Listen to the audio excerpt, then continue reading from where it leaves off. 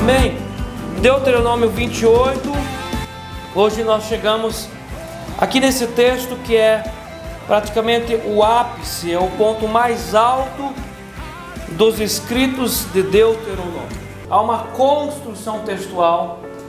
Então esse texto aqui, ele só faz sentido quando nós construímos, nós caminhamos com toda essa fase textual desde o capítulo 1, entendendo que Moisés estava preparando aqui não os antigos que saíram do Egito, mas a geração nova.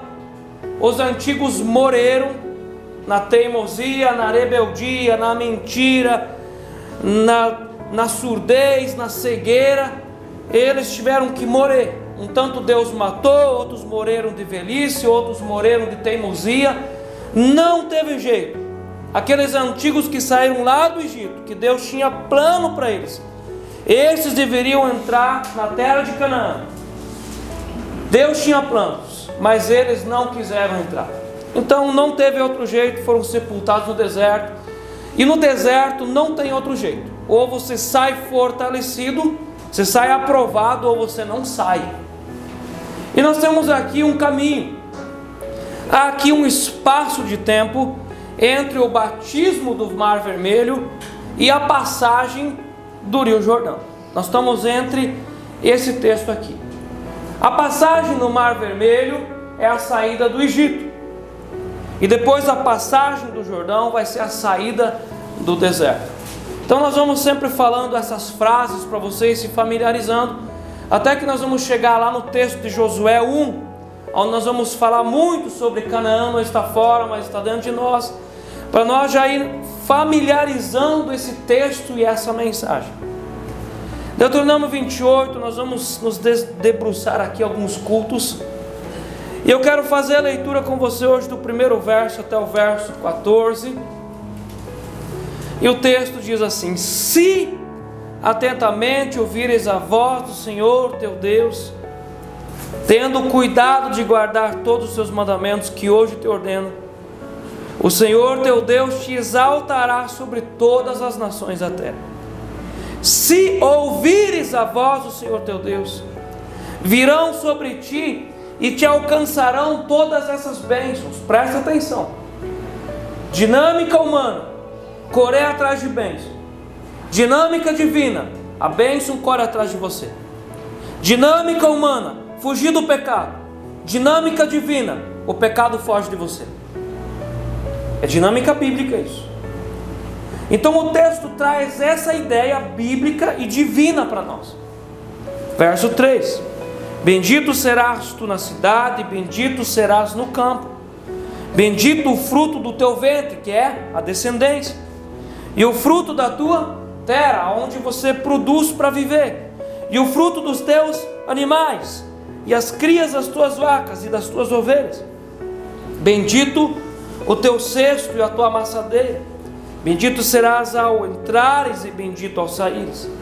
O Senhor fará que sejam derrotados na tua presença os inimigos que se levantarem contra ti.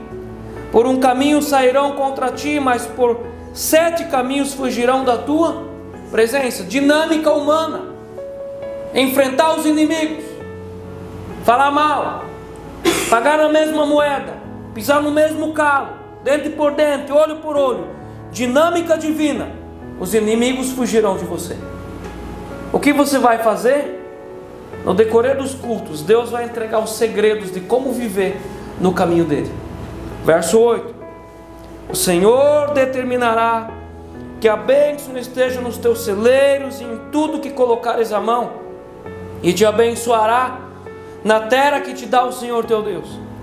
O Senhor te constituirá para si em povo santo, como te tem jurado, quando guardares os mandamentos do Senhor teu Deus e andares nos seus caminhos. Verso 10: e todos os povos da terra verão que é chamado pelo nome do Senhor e terão medo de ti.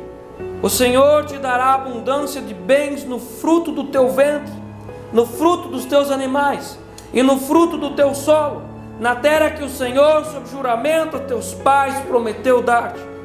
O Senhor te abrirá o seu bom tesouro, o céu, para dar chuva à tua terra no seu tempo e para abençoar toda a obra das tuas mãos.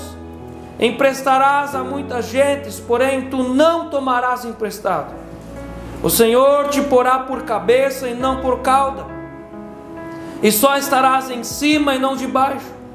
Se obedeceres aos mandamentos do Senhor teu Deus, que hoje te ordeno para os guardar e os cumprir, não te desviarás de todas as palavras que hoje te ordeno, nem para a direita, nem para a esquerda, seguindo outros deuses para os servir.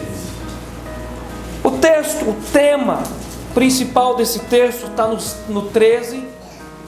O Senhor te porá por cabeça e não por cauda, e só estarás em cima e não debaixo, se obedeceres ao mandamento, aos mandamentos do Senhor teu Deus, que hoje te ordeno para os guardar e os cumprir. O Salmo 103, verso 7, diz assim, que Deus manifestou os seus caminhos a Moisés e os seus feitos aos filhos de Israel. Deus manifestou os seus caminhos a Moisés. E Deus também quer e deseja manifestar os seus caminhos para mim e para você. Amém. Que é um processo de caminhada.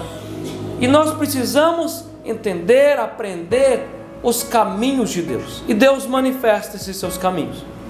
Até que nós chegamos aqui no capítulo 28, nós precisamos entender que há uma construção textual até aqui. Há uma construção textual, uma construção didática e uma construção teológica. Se nós pegarmos esse texto isoladamente e apenas sempre lermos só esse texto, nós não vamos conseguir entender qual que foi o real objetivo, aonde está o propósito de tudo isso. Algumas pessoas até podem pegar esse texto de Deuteronômio 28 como um amuleto, como Salmo 23, Salmo 91, Salmo 90, Salmo 139, e quando as coisas não estão bem, lê esse texto para ver se dá uma sorte. Isso não é fé, isso é fideísmo. Isso não é relacionamento com Deus. Mas o texto nos leva a um relacionamento com Deus e os seus princípios. E eu quero que vocês, junto comigo, nós demos uma olhada nessa construção textual que nós viemos tecendo, construindo, levantando ao longo de vários meses aqui nos nossos cultos. E por várias pregações, você lembra que eu sempre falei para você que todo o texto de Deuteronômio está compactado no capítulo 28. Então do capítulo 28 saem todas essas diretrizes, e para o capítulo 28 todas as diretrizes caminham. É como uma semente. Dentro da semente tem o que? Tudo. Dentro da semente tem raízes, tem caule. Dentro da semente há galhos, há folhas. Dentro da semente tem sementes. Então o capítulo 28 é como uma semente. Semeada ou plantada essa semente, ela tem tudo dentro dela. Então nós precisamos entender que é o centro textual desse escrito aqui, dessa literatura. A partir do capítulo 16, vamos folheando rapidamente, e eu vou mostrar para você um pouquinho dessa construção.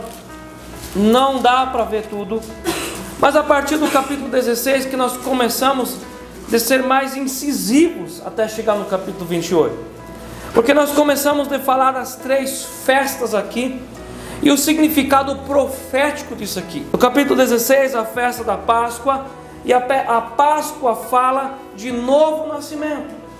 Então todo esse texto que nós vamos estudar aqui em alguns cultos só faz sentido se a pessoa for nascida de novo, se ela tiver na vida dela uma conversão, se ela tiver na vida dela um relacionamento com o Espírito Santo. A Páscoa fala de novo nascimento. O 16 fala aqui no verso 9 do Pentecostes, e só existe Pentecostes se houver Páscoa. Só existe derramamento do Espírito se houver derramamento de sangue. Então sangue derramado, novo nascimento. A próxima etapa vem o Espírito Santo, e o Espírito Santo santifica, ele unge, ele paga. É necessário ter um batismo no Espírito que fala de aliança. Esse texto do capítulo 28 não faz sentido para quem não tem aliança com Deus. Deus é um Deus de aliança. Ainda no capítulo 16, do verso 13, os tabernáculos. Os tabernáculos era a festa em que os judeus lembravam dos 40 anos no deserto. E tabernáculos fala, a mensagem profética dessa festa é o entendimento que nós somos um povo peregrino. Nossas raízes não estão sobre essa terra. Nossos pensamentos, nossos conceitos não estão amarrados nesse lugar, nesse universo. Nós somos peregrinos. Pedro declara isso, Paulo declara isso, e Jesus declara isso. O meu reino não é desse mundo, o meu reino é do mundo vindouro. Novos céus e nova terra. No capítulo 17, quando nós entramos nesse capítulo, nós falamos sobre o castigo da idolatria, que é o primeiro quadro, é o tema aqui. E nós falamos dos 3 degraus para baixo. E há 3 degraus para a idolatria. Primeiro, não ter nenhum prazer na presença de Deus. Esse é o primeiro degrau para a apostasia. A pessoa vem no culto, mas ela não tem prazer na presença de Deus. A pessoa já há muito tempo não lê mais a Bíblia, não ora, não tem prazer algum numa música cristã. Ela não suporta ouvir música cristã. E há uma volta bem dissimulada para o mundanismo. A pessoa começa a aceitar músicas mundanas, conversas mundanas, piadas mundanas, amizades mundanas. É o primeiro degrau para a apostasia, é não ter prazer na presença de Deus. Se a pessoa vem ao culto ou não, para ela tanto faz, não faz diferença. E quando ela está num culto, ela está diante de uma música cristã, diante de uma pregação cristã, ela fica incomodada. É o primeiro degrau para baixo.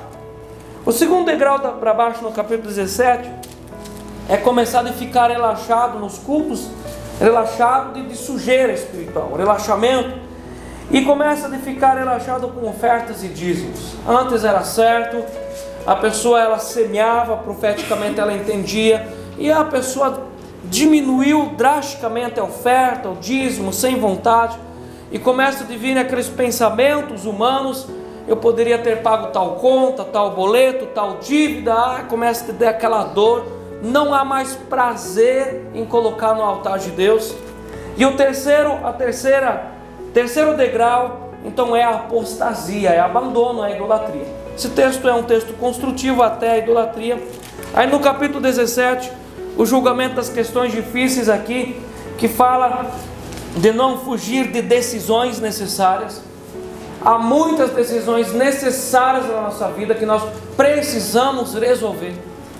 Caminho de volta com pai e mãe, caminho de volta com pessoas, é necessário resolver. Então não tem capítulo 28 na vida de alguém que protela e não resolve a sua vida. Não tem. Decisões necessárias, era necessário levar ao sacerdote aquela decisão. E ainda no capítulo 17 aqui, capítulo 17, do verso 14 em diante, a eleição e os deveres de um rei, que nós conversamos bastante sobre o tribunal e o governo de Deus através de autoridades. Deus trabalha por meio de autoridades constituídas. No capítulo 18, nós falamos sobre o sacerdócio e como Deus trabalha profeticamente na vida do nosso sacerdócio, com os 7 alimentos aqui que Deus dava para os sacerdotes: a cabeça, a mandíbula, o bucho e tudo isso aí. Porque o sacerdote precisa conhecer o interior de um povo. Você precisa conhecer o interior do teu casamento. Pais precisam conhecer o interior dos filhos. Pastor precisa conhecer o interior da sua igreja. É olhar para dentro do povo. Os 7 alimentos que Deus dava para o sacerdote era profético. Aí no capítulo 18, do verso 9 em diante, há 2 temas aqui. O primeiro, as pessoas não deveriam ser pastoreadas por adivinhadores e feiticeiros. Mas nós exploramos bastante o segundo tema desse texto, que é Deus através de nós para a nossa descendência, o governo de Deus sobre a nossa descendência. E no terceiro quadro, do 18, do verso 15 em diante, olha a construção. Deus trabalha através do profeta, do ofício. Deus trabalha a partir do ofício profético entre a igreja de Cristo. Meus irmãos, eu gostaria que você olhasse para mim e você entendesse isso. Como é essa palavra? O profeta não é homem de muitos amigos. Quando você olha nas escrituras, profeta não tem muitos amigos. Profeta muitas vezes é odiado pelas pessoas. Olha o Elias, olha Eliseu, olha Miqueias, olha Abacuque. Profeta é odiado. Por quê? Porque profeta carrega a palavra de Deus, e a palavra de Deus sempre vai vir sobre as pessoas dizendo: você precisa resolver a sua vida e abandonar pecado. Profeta não é amado no meio de uma sociedade. Profeta é odiado. Se levantam calúnias, conversas. O profeta não é um ser amado. Às vezes o profeta nem ele gostaria de ser assim. Quando você olha para a vida de Elias, ele passou um período depressivo. Por quê? Levou a palavra de Deus para Acabe e Jezabel, fez a vontade de Deus. Palavra de perseguição sobre ele. Entrou numa caverna e queria morrer. Ele pediu a morte para si. Então, o ofício de profeta não é um negócio colorido, romântico, como a igreja dos dias atuais descreve. O profeta que é profeta mesmo, ele não tem tanta vontade assim de ser profeta. Mas quando ele vê, ele já está sendo profeta, ele já está sendo odiado de novo. Mas ele precisa ser profeta. Mas a Bíblia diz que se os profetas se calarem, o povo se perde. O profeta é necessário. O profeta é aquele que faz a conexão de um pecador com Deus. Porque as pessoas podem buscar um profeta, e no profeta elas vão encontrar a construção de uma ponte, de uma reconciliação com a eternidade. O profeta carrega isso. Nenhuma outra instituição carrega o que um profeta carrega: a reconciliação com Deus. Entenda isso. Amém? Então a palavra é muito clara. Não queira ser profeta se Deus não levantar você como profeta. Não queira. Nem admire. Só obedeça a Deus. Porque profeta não é um ofício fácil. É de pouca amizade, é muitas vezes odiado, sem motivo. Mas o profeta, ele faz essa ligação. Ele é o elo, ele é a construção de Deus, para que as pessoas se voltem para Deus. A não ser que Deus comece a derramar juízo.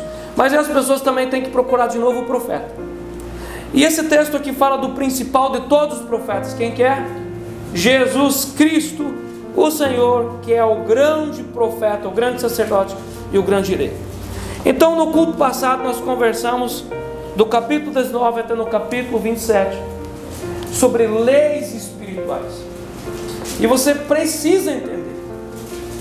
A pessoa que não entende lei espiritual e ela está dentro de uma igreja, ela corre o risco de ser manipulada, dela se tornar dependente emocional de um pastor. Tudo ela precisa correr para aquele líder e pedir: está certo ou está errado?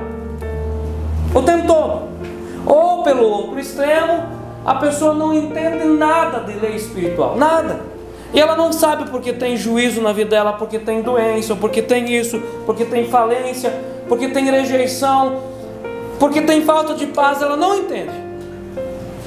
Muito provavelmente quando tem falta de paz na sua vida, na nossa vida, é porque foram quebradas leis espirituais. E lei espiritual quebrada tem um poder de causar unção espiritual atormentador. Quem quebra a lei espiritual fica sem paz. Saul quebrou lei espiritual. Ele não foi apenas atormentado pela quebra de uma lei, mas ele abriu brecha para que demônios explorassem aquela situação. O demônio só saía quando Davi tocava a harpa. Quebrou lei espiritual. Então nós trabalhamos do capítulo 19 até no capítulo 26 sobre leis espirituais. E nós não pegamos todas elas. porque senão o culto ficaria muito comprido. Já deu uma pregação de 1 hora. Mas lei espiritual, você precisa entender que os olhos de Deus estão sobre toda a terra. E o que é isso? O que Deus fala? É lei espiritual. Você quebrou uma lei, aquela lei vai quebrar você. Quem quebra princípio, o princípio quebra a pessoa. Então toda essa construção, irmãos, nós fizemos ela tanto textual, como teológica, como didática, para você entender as coisas. Você precisa entender. Para você se relacionar com Deus, para você se relacionar com a história, para você se relacionar com aquilo que acontece na sua vida, para você se relacionar com portas abertas, portas fechadas, é necessário entender leis espirituais, gente. Não adianta atropelar uma lei espiritual e achar, ninguém está vendo, o pastor não está aqui para ver. Meu irmão, uma lei espiritual é aos olhos de Deus. Você feriu os olhos de Deus, você vai ser ferido de volta. Lei espiritual, seja amigo das leis. Quem é amigo da lei, anda em bem-aventurança. Até nós chegarmos no capítulo 28. Então o capítulo 28, hoje nós só vamos falar do primeiro verso. Já vai dar que chegue. Talvez a gente entre no segundo, vamos ver. O verso primeiro começa: se atentamente ouvires a voz do Senhor teu Deus, tendo cuidado de guardar todos os seus mandamentos que hoje te ordeno, o Senhor teu Deus te exaltará sobre todas as nações da terra. Meus irmãos, a bênção é uma condição. Se eu pergunto para você, todos nós aqui queremos ser abençoados? Nós queremos na nossa vida Gerezim ou Ebal? Nós queremos na nossa vida a bênção ou a maldição? A bênção, nós queremos Gerezim na nossa vida. Mas a bênção é uma condição. O texto começa falando se. Fala junto comigo. Se, de novo. Se. Se, a palavra se é uma conjunção adverbial de condição. A bênção é uma condição. E ela está condicionada à responsabilidade humana. Nós precisamos olhar essas coisas, as leis espirituais, a bênção, a partir de dois ângulos. O primeiro ângulo é a lei que Deus colocou sobre Adão. Você vai trabalhar, você vai se relacionar com a terra, você vai arar, trabalhar, do suor do teu rosto comerás o teu pão. É uma lei. Não quebre essa lei. É a lei do trabalho, a lei do esforço, a lei do estudo, a lei de correr atrás. Não quebre essa lei. Trabalhe todos os dias. Mas a bênção, ela vem na nossa vida não apenas do trabalho, mas pela obediência. Meus irmãos, existe muita diferença entre riqueza e bênção. A pessoa pode ter muita riqueza e não ter bênção. Você pode ter certeza disso. A palavra ser é aqui uma condição. A bênção é condicionada, não é para todo mundo. Se Deus está dizendo, há uma condição. Não é liberado geral para todo mundo. Há uma condição. Então você quer ser abençoado? Você quer ter a bênção de Deus, os caminhos de Deus na sua vida, na sua história? Você quer observar isso na vida dos seus filhos, na vida dos filhos? Sim. Então Deus está dando aqui o caminho para que isso aconteça. Se. A segunda palavra é atentamente. Meus irmãos, aquelas tribos, elas também compareciam diante de Deus para os cultos. Aqui já haviam os levitas que trabalhavam no tabernáculo. Mas o culto não é um momento morto em que eu assisto. O culto precisa ser um momento vivo em que eu interajo com o espírito do lugar. Eu não estou alheio na periferia, no fideísmo. Eu preciso estar participando, me movendo com o culto. É por isso que o culto na presença de Deus, todos cantam, todos batem palmas, todos estão em conjunto diante do altar, todos estão fazendo o mesmo sacrifício. Então nós precisamos observar isso a partir dessa visão, desse ângulo em que eles estavam vivendo. Eles chegavam na presença de Deus, diante dos sacrifícios, diante dos cultos que eram realizados no tabernáculo, ao redor do tabernáculo e nas tribos em que Deus escolhia se manifestar. E isso não deveria ser algo morto, deveria ser atentamente. Sim, atentamente. Então vir ao culto, só olhar, mas eu não discordo. Isso não vai mudar em nada na minha história espiritual. Eu preciso participar, tanto espiritualmente. Eu preciso sacrificar emocionalmente. E eu preciso me comportar fisicamente nesse culto. Se atentamente ouvir. A palavra atentamente, no dicionário Oxford, significa de maneira atenta, em que há atenção ou cuidado com aquilo que está sendo feito, em que há ou expresse gentileza utilizado em atitude de correspondência. Perceba aqui que há uma devolutiva nesse culto, há uma devolutiva nessa mensagem. Alguém que pratica idolatria é cego, é surdo, é mudo, tem nariz e não cheira, tem mãos e não andam, tem pés e não andam. O idólatra está morto diante de Deus.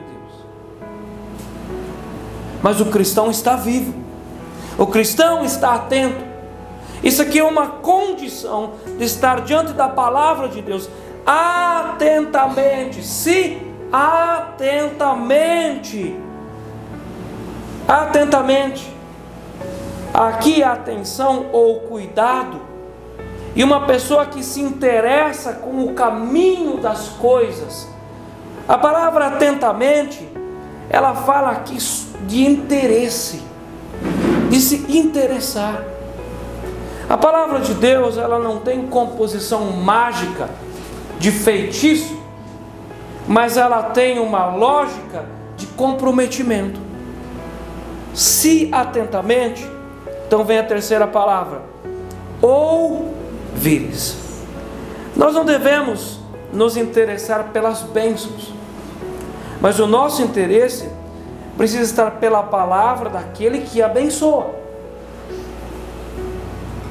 O texto todo vai trabalhar nessa dinâmica. Não corra atrás das bênçãos, corra atrás daquele que abençoa, que as bênçãos vão correr atrás de você. Não se vingue dos seus inimigos correndo atrás dos inimigos. Você precisa se voltar para Deus, e Ele vai fazer os inimigos fugirem por 7 caminhos. É diferente do que a dinâmica humana. A dinâmica humana diz assim: você tem que emprestar dinheiro e viver de juros. É dinâmica humana para enriquecer. Dinâmica divina é: trabalhe seu dia a dia. Nós vimos isso no culto passado, é uma das leis espirituais. E não podemos confundir bênçãos com progressos de prosperidade divina. Meus irmãos, bênção é uma coisa, progresso de prosperidade divina é desse mundo e dessa terra. Não tem nada de espiritual nisso. Esse progresso de prosperidade, de riqueza, de montanha de coisas, não tem a ver com o reino dos céus. Tanto é que Jesus declara que dificilmente um rico entrará no reino dos céus. Ele não fala que é impossível, mas ele fala que é difícil, porque ele faz essa separação entre bênção e riqueza. Nós estamos falando de bênção, benesses, bem-aventurado, macários, portas abertas. E o texto fala que se atentamente ouvires. Você pode vir a um culto, você pode estar aqui o tempo todo, nem dormir, nem piscar, mas você não ter ouvido, você ter só escutado. O dicionário Aurélio, a lógica dele é diferente do que a lógica bíblica. Não adianta você procurar no dicionário essa diferença das palavras, porque o padrão bíblico faz uma diferença entre ouvir e escutar. Você pode ler todos os textos bíblicos e você vai perceber essa diferença quando a palavra diz: e ouviu Samuel, e quem tem ouvidos para ouvir. E outra vez a palavra fala escutar. Ouvir significa quando essa palavra entra no seu coração, quando você se relaciona com aquilo, você busca aquilo, você tem fome daquilo, você tem sede, aquilo cai no seu estômago da alma e aquilo te faz bem. É ouvir, é ouvir. E aqui há uma correspondência textual, porque o texto diz: se atentamente ouvires. Ouvir significa perceber pelo sentido da audição, verbo transitivo direto, dar atenção, atender, dar uma resposta positiva em relação ao que foi falado, responder sim. Ouvir, sinônimos de ouvir: escutar, atender, considerar. Ingerir, auscultar, que significa colocar para dentro. Nós precisamos ouvir, gente. Meus irmãos, quando você vem no estudo bíblico na quarta-feira, você precisa vir para ouvir. Quando você vem para o culto, você precisa ouvir. Os nossos irmãos que estão fazendo o curso de membros, o grupo da segunda, o grupo da terça, vocês precisam vir para ouvir. E Deus sempre se mostrou um ser que corresponde, que fala, que se interessa, que dirige. E Deus fala. Mas você precisa ouvir. É tão interessante que na nossa boca Deus colocou 2 muros antes da palavra sair: os dentes e depois os lábios. Mas Deus não colocou muros nos nossos ouvidos. Não há nos nossos ouvidos lábios ou dentes que fechem os ouvidos. Mas você pode fechar os ouvidos para Deus. Uma pessoa pode fechar os ouvidos do coração para Deus, entupir. Alguém pode estar ministrando a palavra, uma palavra seríssima para ela, mas ela dentro dela, ela está em outro lugar, ela não quer ouvir, ou até mesmo ligar o botão da rejeição e a pessoa rejeitar completamente aquela palavra, e ela dizer para ela mesma: isso não é bem assim, eu acho que não é isso, eu penso diferente, eu sou mais esperto do que Deus, e não ouvir. Mas você também pode botar isso para dentro do teu coração, como no texto de Tiago, porque Tiago, o apóstolo Tiago, na igreja da Judéia, não tinha problema das pessoas não ouvir. Ele tinha o problema delas, elas aceitavam. Por isso que Tiago diz: tornai-vos não apenas ouvintes, mas praticantes. Porque a pessoa pode aceitar toda a palavra e dizer: eu creio, é verdade, Jesus morreu por mim naquela cruz, eu tenho certeza que Ele vai voltar. Mas aquilo não passa de um teatro de fideísmo. Não se coloca em prática, não se vai um passo além. O texto fala aqui de ouvir, e nós precisamos ouvir, e Deus fala. A voz do Senhor fala, pela palavra dEle. Você precisa se relacionar com Deus por meio da sua palavra, de uma forma devocional todos os dias. Se você é um homem, uma mulher cristão, se você tem Jesus no teu coração, na tua vida, uma característica vai sobressair: você vai ter sede e fome da palavra. Você vai buscar ler a palavra. Ninguém precisa ficar enchendo as paciências de você para que você leia a Bíblia. Ninguém precisa mandar. Você vai buscar ler a Bíblia. Isso não vai ser sofrido para você. Deus fala por meio da sua palavra. Em 1 Timóteo 3,16, Paulo diz para o pastor Timóteo: toda a escritura é inspirada por Deus e útil para o ensino, para a repreensão, para a correção, para a educação na justiça, a fim de que o homem de Deus seja perfeito e perfeitamente habilitado para toda boa obra. Todas as vezes que você vai para a Bíblia, você vai morrer mais um pouco. Fortalezas interiores vão caindo dentro de você. Canaã vai sendo conquistada dentro de você. Toda a palavra inspirada, Deus fala por meio da sua palavra, mas você precisa ouvir. Deus fala. Segundo, Deus fala por meio do seu Filho Jesus. Em Hebreus capítulo 1, verso 1 e verso 2, havendo Deus outrora falado muitas vezes e de muitas maneiras aos pais pelos profetas, nesses últimos dias Deus nos falou pelo seu Filho, a quem constituiu herdeiro de todas as coisas, pelo qual também fez o universo. Deus fala ao nosso coração pelo Filho Jesus, pelo sangue, pela aliança, pela conversa da reconciliação, pelo assunto sobre intimidade. Jesus fala ao nosso coração por meio do seu Filho.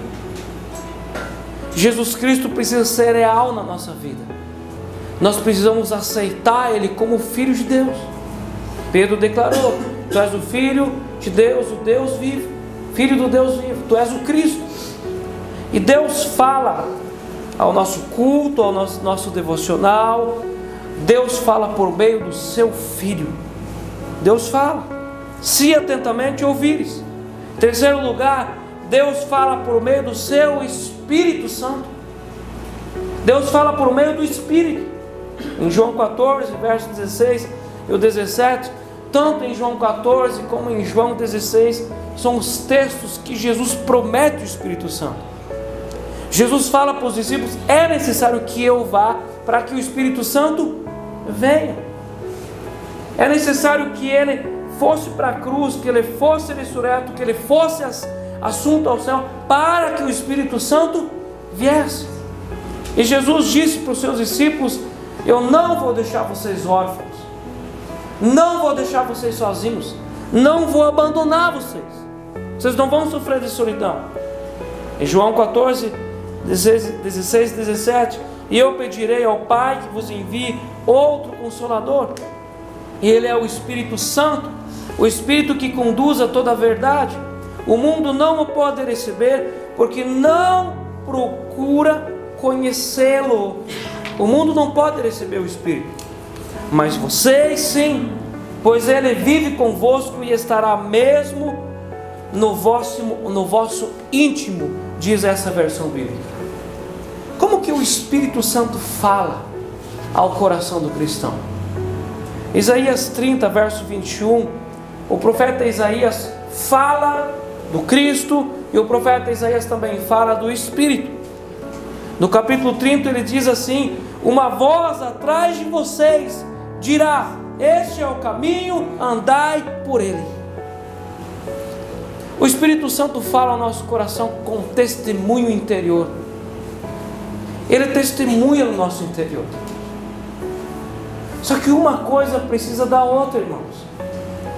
Na nossa vida nós precisamos ter a Páscoa, para que então a gente tenha um Pentecostes. Se nós não temos Páscoa, se nós não temos novo nascimento, não vai ter Pentecostes. A única coisa que vai haver na vida dessa pessoa é uma intuição, um discernimento carnal, um discernimento lógico desse mundo acerca das coisas, que às vezes pode funcionar acerca das coisas desse mundo, da política, da economia, do plantio, mas não funciona quando se entra para dentro das coisas espirituais eternas. Tem que ter o Espírito Santo. O Espírito Santo vos guiará em todos os caminhos, vos fará lembrar da palavra, vos santificará e não vos deixará órfãos. Você não faz ideia do quanto você precisa do Espírito Santo na sua vida. Quando você olha no capítulo 1 de Atos, Jesus promete o Espírito Santo mais uma vez antes dele subir ao céu, no dia que ele sobe ao céu no Monte Olival. E uma das coisas que o Espírito Santo produz na vida do cristão é a autoridade. E Jesus diz: e vos será dado a vocês a autoridade para vocês serem mártires. Meus irmãos, alguém que não tem Espírito Santo não tem autoridade. E quando nós não temos autoridade, nós precisamos gritar, bater, nos exaltar. Nós precisamos sair da nossa pele sem autoridade. Você vai começar a mandar áudio para alguém xingando a pessoa e vai ficar cada vez pior, sem autoridade.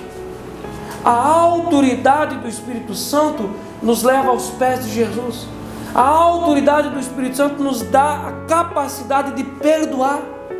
A autoridade do Espírito Santo nos faz todos os dias ir para a palavra e entender a palavra. Se atentamente ouvires, você precisa ouvir. Depois de nós falarmos bastante dessas palavras, Deus fala. Se atentamente ouvires, Deus fala. E às vezes Deus fala gritando. Com o rei Ezequias, Deus falou por meio de uma doença terminal. E a palavra foi: coloca a tua casa em ordem. Por que a palavra diz isso? Porque a casa dele era uma bagunça. Coloca a tua casa em ordem, porque você vai morrer hoje mesmo. Pela misericórdia, ele teve mais 15 anos de vida, mas não colocou a casa em ordem. Com Moisés, Deus falou por meio de uma sarça ardente, de uma forma graciosa: tira a sandália dos seus pés, porque esse solo é santo. Com Naamã, o grande general, Deus falou por meio de uma lepra humilhante. E quando ele foi para Israel, ele precisou se humilhar para ser curado, tirar a sua roupa de general, tirar as suas medalhas, ficar nu diante de todos os seus servos. Deus falou com esse cara. Deus falou com a nação judaica por meio dos profetas. Você vai ver que há 12 profetas menores depois de Daniel. Você vai ver que há os profetas maiores. Deus falou por muitos profetas. E quando você lê os textos dos reis, das crônicas, você vai ver que há profetas ali no meio de toda essa história que nem livro escreveram. Abias, Natã. Há profetas ali que Deus usou para falar com o povo. E pelo fim, Deus ainda falou com os hebreus por meio dos babilônicos, levando eles para um exílio terrível de 70 anos. E Deus falou. Deus falou por meio de João Batista, Deus falou por meio de Jesus. Deus continua falando. Deus fala. A diferença é que muitas pessoas fecham os ouvidos e não deixam a voz de Deus penetrar no seu coração.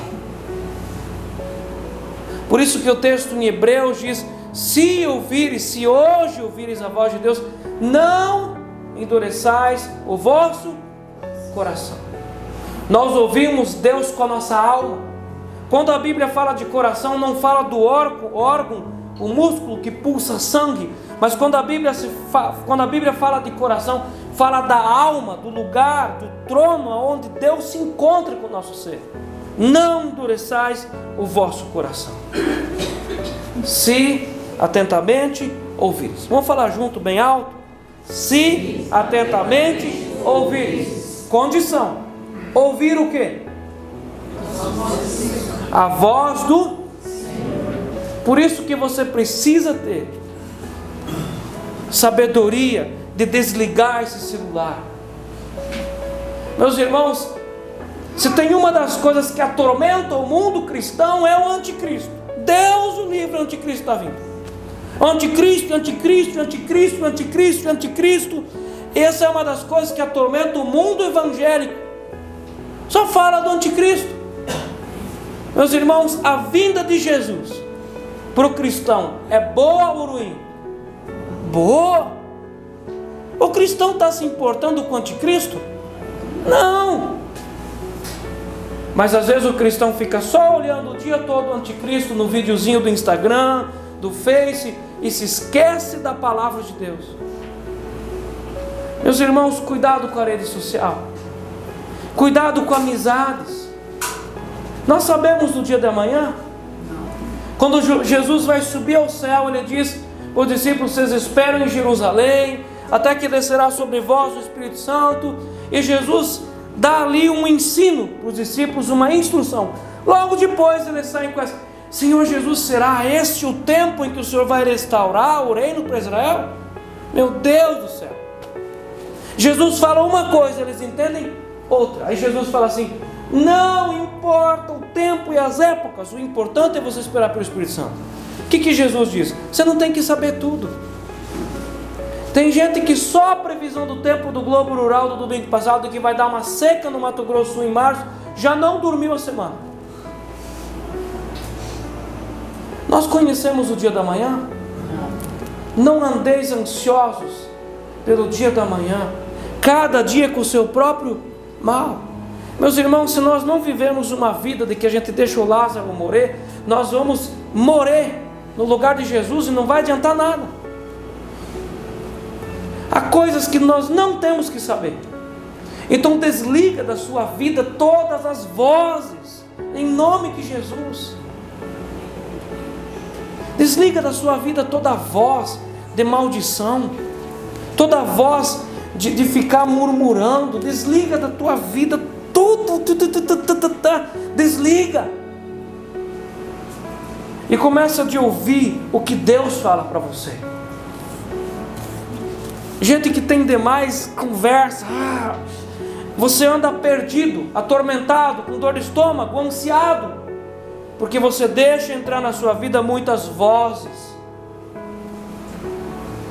A Bíblia nos ensina aqui sobre uma voz: se atentamente ouvires a voz do Senhor. Lá no capítulo 18, Deus fala para eles assim: vocês não vão ouvir os feiticeiros, os agoreiros, os necromantes. Eu vou ser o pastor de vocês. Eu vou pastorear a vida de vocês. No final do texto, no verso 14, Deus fala de novo: mas vocês não ouvirão a voz desses caras. Vocês não vão ligar o rádio de manhã para ouvir o horóscopo. Eu vou ser o pastor de vocês. Vocês têm que me ouvir. Vocês têm que crer em mim. Quando Jesus deu uma palavra para Pedro, enquanto que Pedro colocou aquela palavra dentro do coração, ele andou sobre as águas. Ele não andou sobre as águas, ele andou sobre a palavra. E quando ele olhou para as ondas e para o vento, ele afundou. Nós precisamos aprender a ouvir a voz de Deus e andar sobre essa palavra, irmãos. Para de ouvir o que os ímpios falam acerca de igreja, acerca de fé, acerca de chuva, acerca de governo. Ouça o que Deus fala. Talvez a tua vida está perdida e você está perdendo o sono porque você fica ouvindo o que os ímpios dizem. A voz do Senhor, a voz de Deus. E Deus fala, gente, com testemunhos interiores, com palavra. Às vezes Deus coloca placas enormes na tua vida dizendo: para. Deus fala. E quando o texto especifica que condiciona: ouvires a voz do Senhor. Senhor aqui é aquele que me governa, que me dá ordens, é aquele ao qual eu dedico minhas vontades e meus sonhos.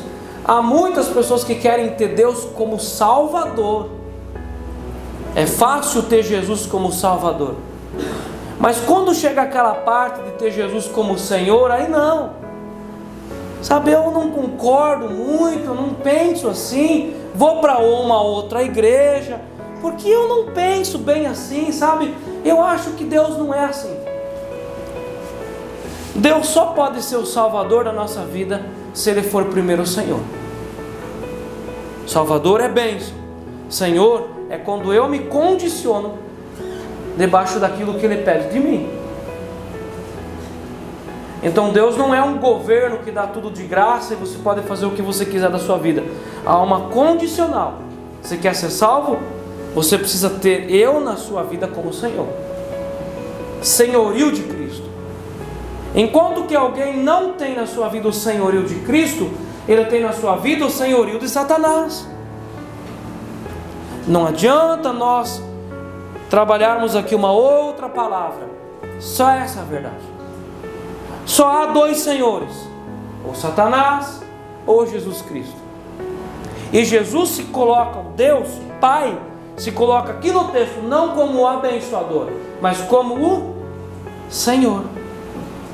Primeiro vem a ordem espiritual de ser Senhor, a voz do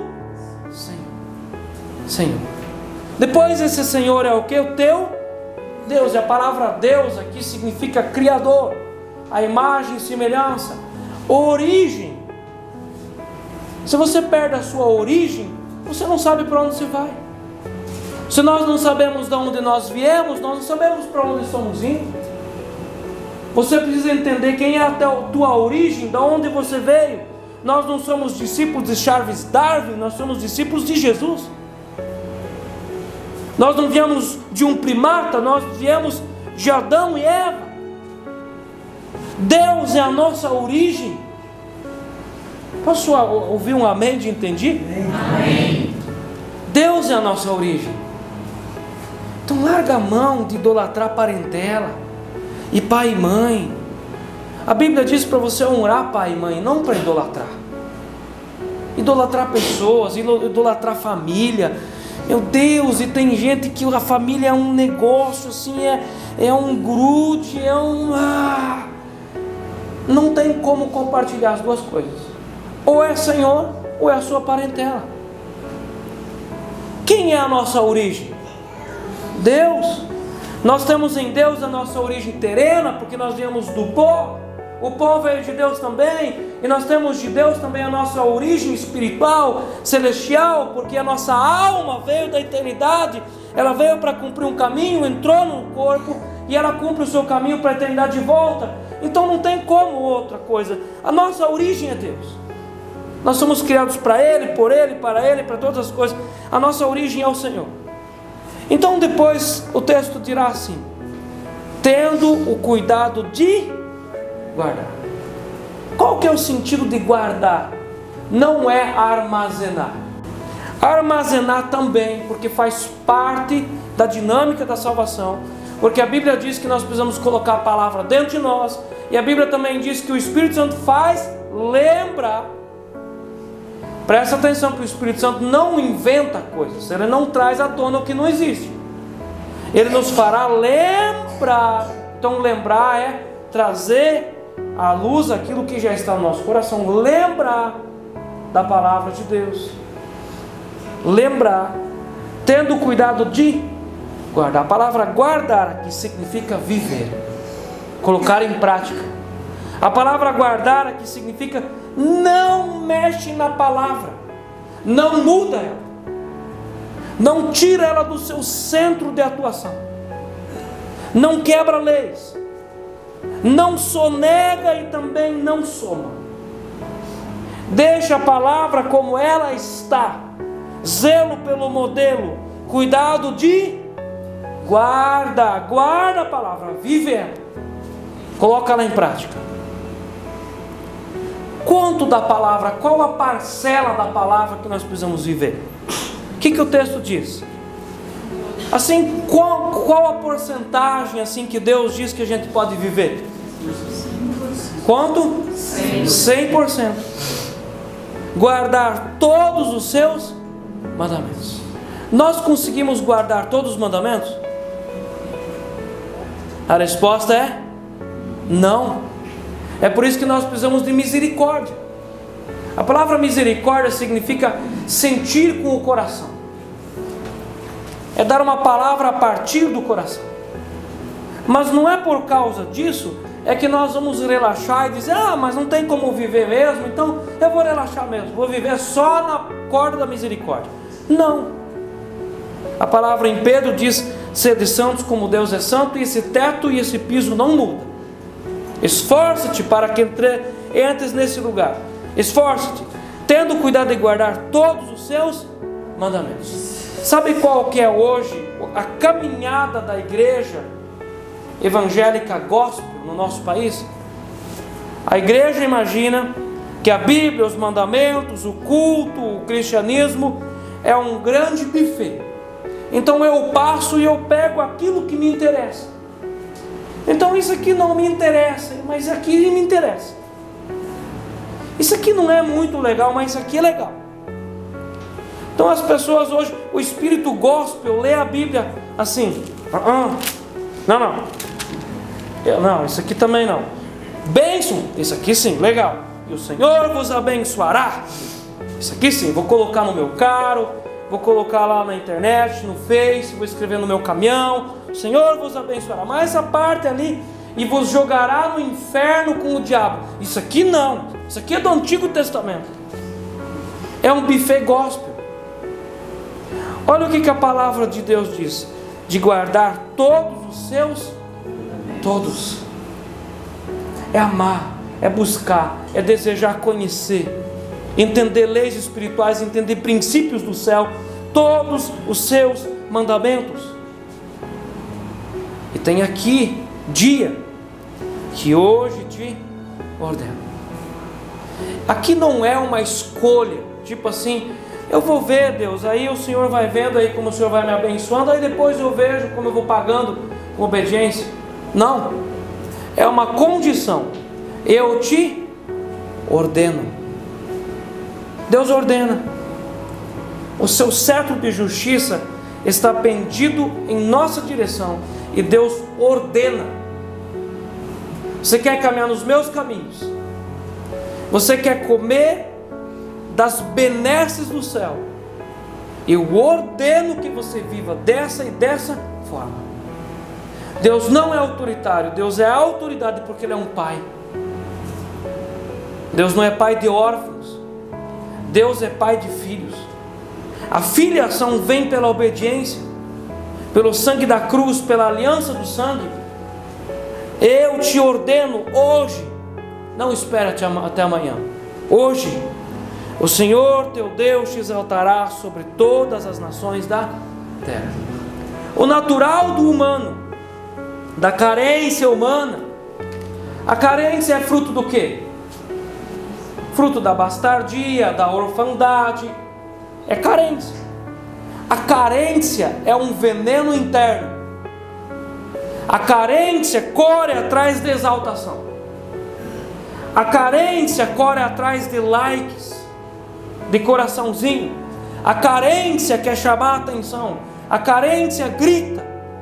Crianças carentes na escola são difíceis de trabalhar, porque elas gritam, batem, elas querem atenção. A carência grita. E Deus diz para nós: primeiro você precisa ser bem atendido interiormente. Cure a sua carência. Cure esse desejo de você se exaltar e você se mostrar. Você não precisa ficar se explicando. Deus está dizendo: não fique correndo atrás de exaltação. Me busque e eu vou exaltar você. Meus irmãos, nosso interesse não é por exaltação. Se nós temos interesse por exaltação, nós somos doentes. E nós vamos deixar doentes quem convive com nós. Por outro extremo, nós também não temos que ter em nós espírito de acomodação, relaxice com a nossa história, com nossos sonhos. Nós precisamos ter desejo de crescimento, mas não de exaltação.